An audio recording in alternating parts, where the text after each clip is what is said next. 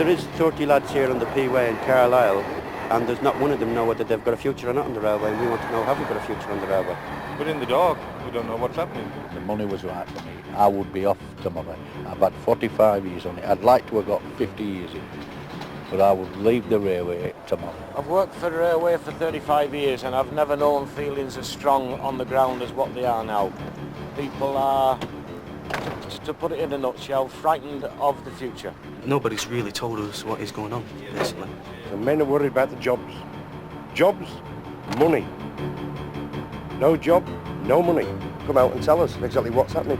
Are the jobs going? How much are we going to lose? And are we going to get any other jobs to replace the ones we're losing? Will our jobs go out to tender? We don't know, do we? And that's all we want to know. The press seem to know more than what's going on in BR than the workers do. The answers we all want is positive questions towards our future on BR, and we're not getting this.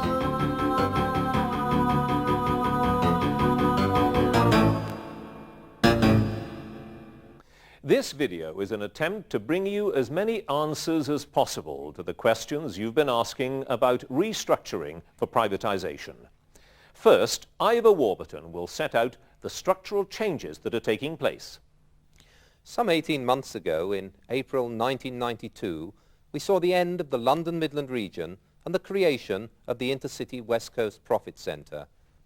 Since then, the government has announced plans for the privatisation of the railways, and we now need to tackle another reorganisation to complete it by April 1994.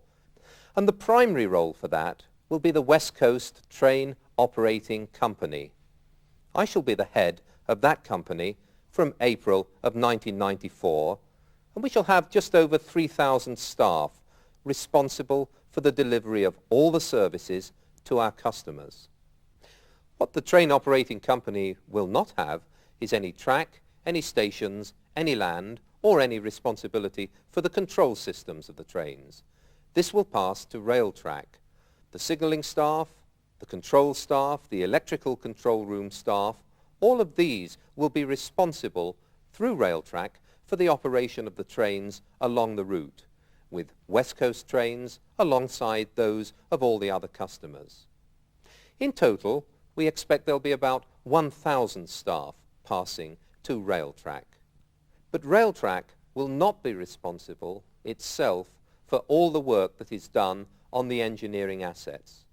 This will be the responsibility of Infrastructure Service Units, ISUs. The West Coast Infrastructure Unit will have about 4,500 staff, all those who are currently responsible for signal engineering, civil engineering, and overhead line engineering. Some of them, however, Longside Overhead Line Depot, will go to the Northwest Infrastructure Service Unit. Let's not forget, finally, all those staff involved in telecommunications, between 200 and 300, and their future lies with BRT, BR Telecommunications. So that's what's going to happen. It raises all sorts of questions, and I'll be putting as many of them as possible to Mr. Warburton in a moment. But first, your concerns on infrastructure and Railtrack. Some of you have been asking your own questions, and we've been putting them to the managers. What happens to staff who work in the permanent way, the S&T, overhead line, and the workshop, civils, workshops departments, who are going to be covered by the infrastructure service companies? They are quite right to be worried with the situation. The infrastructure groups will move in organisational terms over the next 2 years. We start by changing next April when we separate from the current profit centres. At that stage we group into a central organisation called BRIS, where all the infrastructure service units will report. That arrangement will apply for perhaps 6 months or a year thereafter, at which time the infrastructure service units themselves will regroup and reorganise to prepare for privatisation. The final stage of organisational change will be at privatisation, which could be 2 years from now. We had organisation for quality. Cost the industry something like over £100 million to organise for organising's sake. As I understand it, that's going to be altered again next April. If you measure every end journey from a start point in history, you would have taken a different path. I think you're right in saying that had we known the final outcome for infrastructure services as opposed to trains companies, then we might have chosen a more direct path of change rather than the one we went through. If they started to merge regional railway into city S&T back into one, how can I put it, organisation, I can see they're going to need a lot less workforce, so they're going to cut the staff down. You're absolutely right. When we split some of the organisations to suit the business profit centres, we had to add in posts. As we regroup back, some of these posts will be removed. If we can't compete with the outside contractors, where do we stand as an organisation? We don't know all the answers just now. We're making our judgment on the information that we have and plotting a path ahead that we think will give us the best opportunity over the next year or 2 years as we move towards privatisation. I would like to see the staff becoming reconciled to change in the sense that we are and have to become a more dynamic organisation. Well, what's happening with the safety standards? Is the rule book being carried on? Are the safety regulations carried on as they are now? Or is a private firm going off their own? Who will be responsible for auditing the safety of any contractor that wins any contract for signalling maintenance in the future? Will they be self-auditing? Because as I see it, that would be a recipe for absolute disaster. A regime is being set up through the Health and Safety Executive, the regulator, Railtrack, and the industry standards body within Railtrack to make sure that all parties understand their responsibilities for safety and have the resources to play a full part in that. People do perceive that contractors so far have not maintained the same assiduous standards that BR staff are obliged to maintain. I think there's an element of truth in that, but no more than an element. We have to be very careful as we move into a situation where the existing infrastructure groups become contractors to Railtrack, that there is a level playing field. Certainly I would not be prepared to sanction any sort of a situation where we're asking one sort of standards from our own infrastructure contractors and something less from external contractors. Under privatisation, would that mean that we are responsible for everybody that is on and about the track? Will the rules and regulations once again have to be changed? It's too early to say in what form the rule book will be in the future, but there will be a rule book and it will contain all that is best in terms of safety standards that's in the existing rule book. What does privatisation hold for me in the future? As regards my job and my colleagues running, in the forefront of the operation side of the railway, being a signalman, operating all the trains. I don't expect at the moment that any one operator will be able to claim a vastly higher priority than any other operator, but clearly there will be a pecking order of some sort as there is at the moment. Well, some of the fears we have on the railway is now we have a railway over a hell of a lot of land. One of the main problems is that a firm could take over a railway system after so long, cancel the trains off, and they could pay the penalties with all the profit they're making on the land. Here we are, here's a privatisation, here's an opportunity to do what you did with the National Freight Consortium, buy it off, strip the assets, make billions of pounds in profits. Absolutely not. I don't believe there will be any major asset stripping, but in the ultimate, again, it's for the government to decide what level of railway it wishes to see in this country and what level of support it wishes to offer through the franchising director to those new trains companies who want to run on Railtrack's railway. Mr. Warburton, I'd like to deal with some of the points that were made there in a bit of detail a little later, but the principal point surely is it is an absolute nonsense. 18 months ago, you came out of a huge and very costly reorganisation. You're throwing it all out now and starting on something completely different all over again. Where's the sense in that? Well, I think as Ian Buchanan said, if we were setting out to the end of the journey that we've got to get to, we probably wouldn't have come this way round. Probably or definitely? Well, the last reorganisation was internally sponsored. We knew what we wanted to do to produce the railway that we saw to take us into the 1990s. And this one's being forced upon you, is that what you're saying? I'm saying that our owners, the government, our shareholders have said, The future of the railway industry in this country is not the way that you saw it. It will be a little different. So you don't want it? I haven't said that. I Well, you've believe implied that. that we can make the best of what we now have to do. But you're doing it reluctantly. We've made a great success in the last 2 years of the Intercity West Coast Profit Centre, and if I was asked whether personally I wanted to lead my team through another reorganisation immediately, then I think the answer's clear to everyone. Right. I would So like you're to saying see no. rather more benefits of where we've been for the last 2 years. So let me boil that down to a one-word answer. When I said to you, you don't want to be doing this, it has been forced upon you, the answer is yes, that is true, we don't want to be doing it. I think if I have any regret, it is that at the start of this process, we didn't all sit down and agree. You mean we, how you and we were government? going to do it. Yes, I think everyone involved in the railway industry, those who are the current active practitioners and those who also own the industry, the government. And perhaps that would have produced a different shape of organisation. But we're where we are now, and we will make the best of what we can from where we are. Right, let's hold it there just for a moment, because we are going to turn now to some of the issues that concern you most. And the issue that concerns you most of all is what happens after privatisation to conditions of service. Here are some of your comments. Before I came on the railway, I used to be a bus driver. That was immediately prior to the National Bus Company being scattered to the four winds and going private. And we were promised that on the first day there would be no change. That was in fact correct. However, on the second day, things changed. We were all given a letter to say, thank you very much. We are now changing your terms of employment, and in 12 weeks' time we will renegotiate your salaries and conditions of service. During the past sell-off of Sea-Link, there were certain criteria laid down that they would retain certain parts of their conditions. Subsequently, it was seen that they did not retain those conditions, and the fear is that under privatisation, will they end up in the same boat?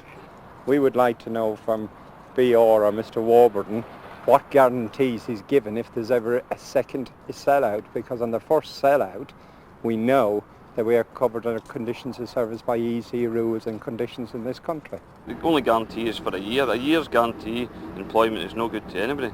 They can't plan their future through it. That's an important point, isn't it? A year's guarantee is no good to anybody. You wouldn't want to know that in a year's time your job might simply disappear. I think that's true. But let's remember that all those staff that we've heard from all have a set of skills, and those skills will be needed as long as there's a future of the railway in this country. And if we look after our customers, then everyone will have a very secure future. I can't give guarantees about the size, the scope, the scale of the business, but I do know that the better we look after our customers and the more robust the basis on which we do business, the better the chances of security for everyone. Yeah, but look, the point that they're making is that that's fine. You can sit here now and say, on day one, nothing's going to change. Same conditions of service, everything is going to be hunky-dory, don't worry about it. On day two, could change. Well, there's the law of the land, and the law protects quite a lot of employment. Up to a point. Yes, indeed. And the law is currently being made. So to expect me to give a definitive answer when even now we find that cases are going through the courts and may even end up in the House of Lords, I cannot anticipate what they are going to say. So they're right, in essence, then. What if they suddenly find themselves working for somebody else? Today they're working for X, tomorrow they're working for Y. What happens to them then? Then they are taking with them exactly the same conditions of employment, the same contract, and that continues in operation until it is changed either by the individual or by collective agreement. And that is no different from where they are now. But what if Company Y turns around and says, look, we bought this company to make a profit. We're not making a profit. After all, we've suddenly discovered that we're having to pay so much to this lot, so much to that lot, we can't make a profit. You'll have to go. They've no protection then, have they? Well, they get their notice and they're out. Yeah, they have the same terms, the same conditions, and the same protection that they have at the moment. Their contract is not changed. They will be dealt with in exactly the same way as they are now. But you're looking at it from a very gloomy perspective. You're assuming a downward spiral of the railway industry. Well, most people in this country are, to be perfectly frank The with you. whole essence of the change that we're going through at the moment is an opportunity for development. And it will be about satisfying customers, and it will be about providing a robust basis. The law is the law, and that will provide the protection. Now, what it will be about having, and I repeat a point that I made earlier, it will be about somebody, somewhere along the line, having to make a profit. And if they don't make a profit, you're out. I see no problem at all in making a profit. The structure of the industry that we have has been put together by the government to ensure that train operating companies interface with the customer. Those that earn more than enough through the fare box to pay their access charges to Railtrack, to pay to the leasing company for their rolling stock, to pay their telephone bill to BRT. They'll have to be magicians. They will make a profit. That's if there's sufficient coming in, and if there isn't... well, precisely. If there isn't, again the position is quite unchanged. The person who makes a franchise bid will say, I require so many £1 million a year of support to operate this service, and that money will be made available by a party we've not referred to so far, the Director of Rail Passenger Franchising. He's the one who in future will have the pot of money for the support of public service obligation services that currently comes directly to the board. And you really think that the government, having touted privatisation the way it has done, is going to be prepared to hand out millions, maybe hundreds of millions of pounds more of taxpayers' money in order to prop up ailing franchisees? Do you really believe that? The government will tell you that it will not be millions of pounds more. Indeed, their stated view is that it will be millions of pounds less And nobody believes as a result of benefits. Then I think that's going to be a bigger problem for government than it is for me. Something else that absolutely everybody is deeply concerned about is the future of their pensions. Here's what you had to say on that. We're all worried about our pensions, despite the assurances we keep getting from the pensions department. The government were trying to take the pensions over and pay some form of give some form of guarantee of index linking or something. But it just seemed as though they wanted to raid the pension fund and leave us without a proper pension for the future. At the moment in time now we have a system where we pay £3 and the railway puts some extra money to it. Would a private company be prepared to do that? If they don't take the pensions over, who is going to take the contributions?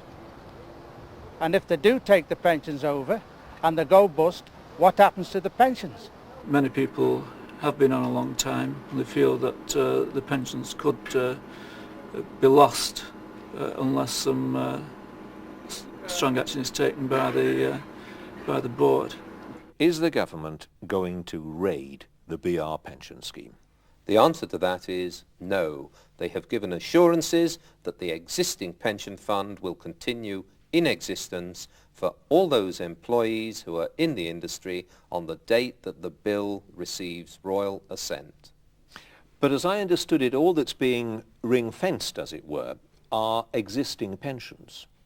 But your existing right to a pension is part of your existing contract, and it is quite clear that everything that you've paid into the existing fund remains intact, that there will be a fund for the industry in future, and the government has said that if you remain in the industry, then you can continue to remain a member of that fund. Even if you suddenly find that you're working for a new privatised company, Oh, Richard yes. Branson or whoever it happens to be. Oh yes, because you are part of the industry and you have a right to remain a member of that fund. You will make your contributions and the employer will make whatever contributions are deemed necessary at that time for the fund to continue to give you your existing rights and your existing benefits when you take your pension. So let's return to that fundamental question of job security and the possibility of redundancy. Both Paul and I work on the station. We both work shifts and we're engaged to be married. and at the moment we're buying a house. So the thing that's worrying both me and Paul is, are we going to have a job in the coming years? That's what's really bothering us. I'd say a couple of months ago I could see myself being on the railways all my life, but with the changes proposed, I'm a bit uncertain at the moment. We're bothered about job security, but there's a whole wide area where it is going to be changed. I'm an RO2S, which is sending trains out. Are they going to cut out the cleaners, which is one less job for me to watch over? Or even are they going to cut my own job out by, over me I've got a supervisor and a duty manager. They might find that they don't need an RO2S. Obviously, with it going private, they're going to run it like a business, i.e. if the service isn't making a profit, they're going to cut it. Therefore, they're going to have to cut the staff. One of my main concerns, I think a lot of the other staff, is there going to be job cuts through privatisation? How secure are those jobs going to be in the future? On the railway now we have a hell of a lot of skills that are unique. For instance, you get an electrician who can go to your house, go to next door's house. They're all the same. But come on the railway and it's like a fresh man starting again. We have specialist skills. You can't use them in any old job. What's the chances of being retrained up for industry outside? What we're doing now is just applicable to BRs. So once people go outside, we need to be trained up in other modern technology. Our fears are that we could become employed by a new employer, and after 6 months, 12 months, that new employer could disappear for some reason or other. What happens to all those years' service? So we could be made redundant at the end of 12 months and sort of pick up 12 months redundancy pay. What happens to the 20 odd years that we put in previously? Mr. Warburton, you can't sit there today, can you, and say to those people who are deeply worried about their future, I guarantee that you're going to have a job for life. No, I certainly can't. But what interests me is the number who identify that they actually have skills related to running railways. So as long as there are railways, whoever owns the various companies that participate in the industry, they will need those skills. The skills do not exist elsewhere, so it's my view that if those companies are there, they will require the existing staff with the existing skills. Yes, but you can't guarantee, again, that Company X, which takes on some of the people we've just been seeing on that video, isn't going to go bust. And then what happens to them? That's certainly true. And if I look at the last 3 years, then I've seen a great reduction in the number of staff who have been employed in the London Midland region and subsequently in the profit centre. And it's still going down? Yes, I mean, so much so that we offer favourable terms of redundancy to any of the staff currently whose jobs can be eliminated. Any of my staff whose jobs can be eliminated can receive a redundancy payment. Indeed, when we asked people if they were interested about 12 months ago, we were 3 times oversubscribed. But they won't retain that right or that privilege or that offer under privatisation, will they? If, for instance, they move over to Company X and then Company X says, we want to get rid of you, they won't be offering the same generous terms, relatively generous terms, that BR has been offering them. Well, very directly answering one of the points that was asked, there are included within the contracts of employment specific terms related to redundancy. What we are offering at the moment is an enhanced redundancy scheme. Which won't continue? I imagine that will not continue. So what I'm really saying is, to those who are currently employed, who have a concern about whether their job has a value into the future, if redundancy is what they want now and their job can be eliminated, then it is available to them now. Beyond that, with new owners, yes, there are contractual rights, and yes, all their years of service will count. But what I imagine will not be available is the various enhancements that are available now. There are other things that staff feel are at risk in all these changes. A lot of the staff are concerned about the fact that at the moment we have various travel facilities and concessionary fares and so on. and that we might lose those things, and that we want to know whether there'll be any guarantee that we keep those things. Well, at the moment in time now, if there's a vacancy, sounds like we're at Manchester now, I could put in for a job at London, Glasgow, Carlisle, anywhere. When this railway is privatised, well, I'd just simply be stuck at one depot and that's it. You know, once you got there, you stay there till the end.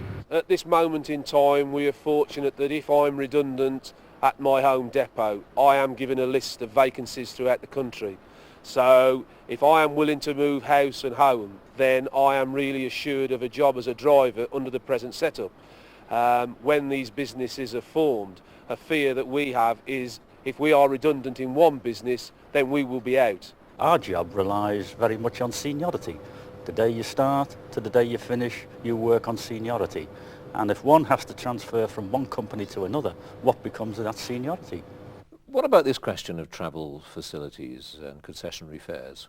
I think we can dispose of that one quite easily because the government have given a very clear assurance that those in the industry will retain all their existing travel rights and concession. And they can give that assurance on behalf of all the different companies? That's what they say. It will be a condition of taking on a franchise, of actually taking on a company in the future structure of the industry, that you maintain those rights.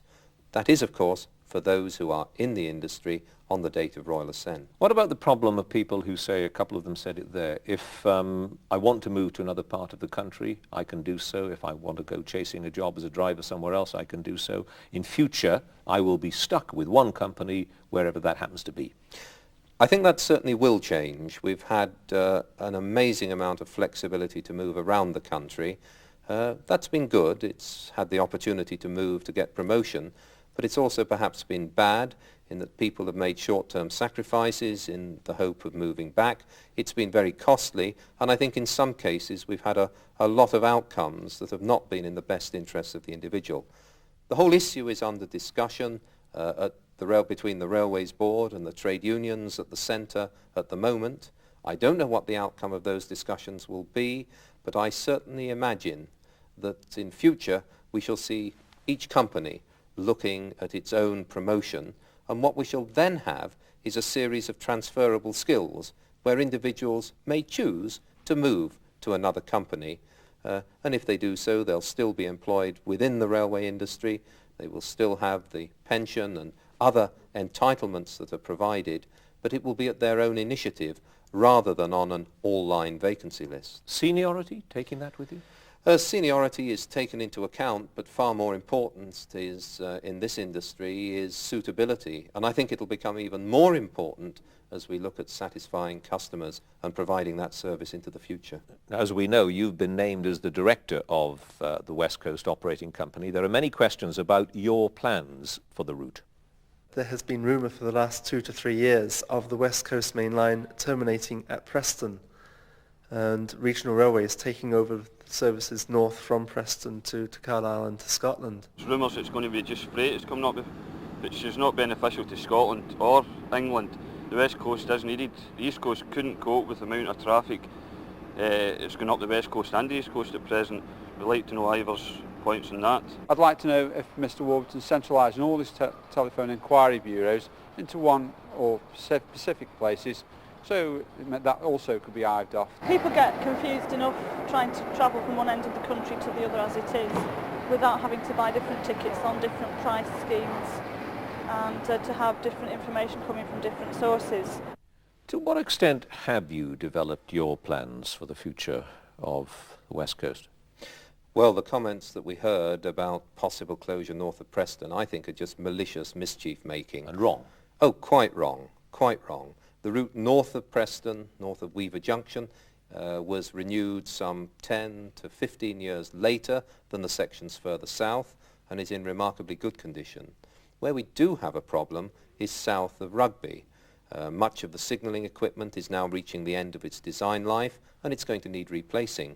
And the good news is that over the last 2 years, when I started telling everyone this, perhaps I wasn't believed. But now it's very good to hear ministers of transport spouting this as if it were established fact. So that's one achievement. It says that there's a secure future for the infrastructure for the route on the West Coast.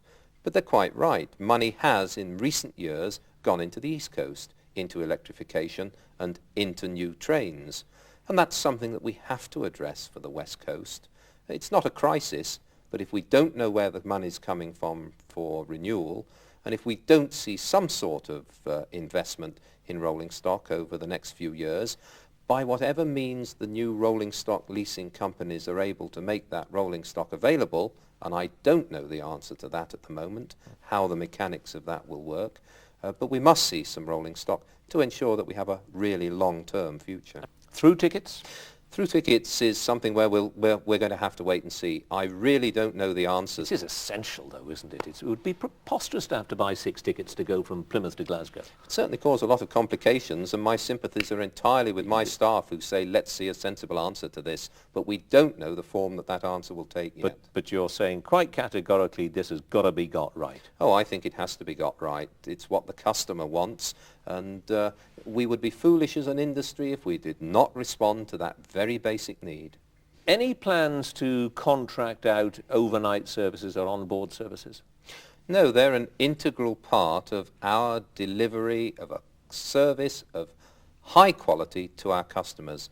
I intend to keep them part of the train operating company. There are some depots, Oxley in particular, that feel threatened. Are they right to? I don't think so. I've been to Oxley several times. I've met all the staff. I've reassured them. It's certainly true that 12 months ago there was an option, if we were to see new trains on the route, that we could have eliminated one of our existing depots. And certainly Oxley had very high costs in comparison with others. But as a result of putting in a very detailed consultant study, and as a result of the excellent reaction of almost all the staff, I think Oxley might now be safe. You heard there some concern about centralising telephone inquiry bureaus. Yes, I suppose in a way we've been centralising inquiries over recent years. We have fewer bureaux on the route than we had before. Next April they will all be part of the train operating company, although I understand that the Director of Rail Passenger Franchising is looking at whether he should not create one national service that gives neutral information to customers who ring up. Now to the question of who are the private companies who are going to try to take over franchises, if indeed they're going to do so, and what BR management is going to do about it all. Well, we'd like to know if Ivor has any plans for the management buyout as such, or is it left to individual companies to buy it out, and if so, we'd like to know who the individual companies are. We've heard stories that there's all these people interested, but nobody's told us exactly who's interested. We'd like to know who is interested in our place. We do not know yet whether management will have the right to buy out any businesses. If they do, then obviously we would want to know whether staff would have the right to buy in, i.e. through a share issue, to have some say in the destiny of the company that they are going to work for. It's no good a manager saying everything's going to be all right in the future when the staff think it's okay for you, pal, you're going to be part of a management buyout team and you're keeping all the information from us. People need to come clean and allay people's fears with these proposals. So, come clean. Are you interested in a management buyout? I think I'd very much like to lead a management buyout, but I think it requires two things. Firstly, I need to know exactly what the financial structure of a train operating company is going to be. And I don't believe that from everything the government has said, everything the board has said, everything I've read in privatisation news, I don't think I know enough yet to make a proper judgment as to whether it is going to be a robust business venture. When are you going to know? We're coming up to the wire, aren't we? Well, no, we're not. All we're doing next April is reorganising the industry. We're preparing ourselves so that we're in a shape for privatisation to take place subsequently. The government has announced that there are 7 shadow franchises, and indeed from this month Gatwick is running. Very simple, really. 7 trains shuttling between Victoria and Gatwick. That's not going to prove anything, that, though, is it? Not as complicated as Intercity West Coast, I'll agree with you. But it will certainly show the basis on which the financial regime will operate. I hope to learn a lot from that. We're not one of the first 7 nominated shadow franchises. When we're nominated, and when I have all that information, Then I need to make a decision on the basis of the second fact. Are my staff converting themselves, as they've started to do so well, from the old London Midland region into a real customer delivery organisation? And are they all prepared to be as committed as the driver on the clip who suggested that he might want to put his money into the future? Does that mean that people would be able to buy in, ordinary staff be able to buy in if they want to? It sounds an evasive answer. I certainly hope so, but we're not yet in a position to look at what the best financial structure and the best form of involvement would be for a franchise. It's an untried market. Yeah, but there's nothing untried about having staff buy into their own company. It has sometimes spectacular results. But you can look at something like the NFC. Nothing at all, which is why I say I certainly hope that that's the structure we finally choose. Ivor Warburton, thank you very much indeed. This video is not, of course, the end of the communications process. You will obviously have many more questions. You've already received a copy of the first copy of the newsletter West Coast Post.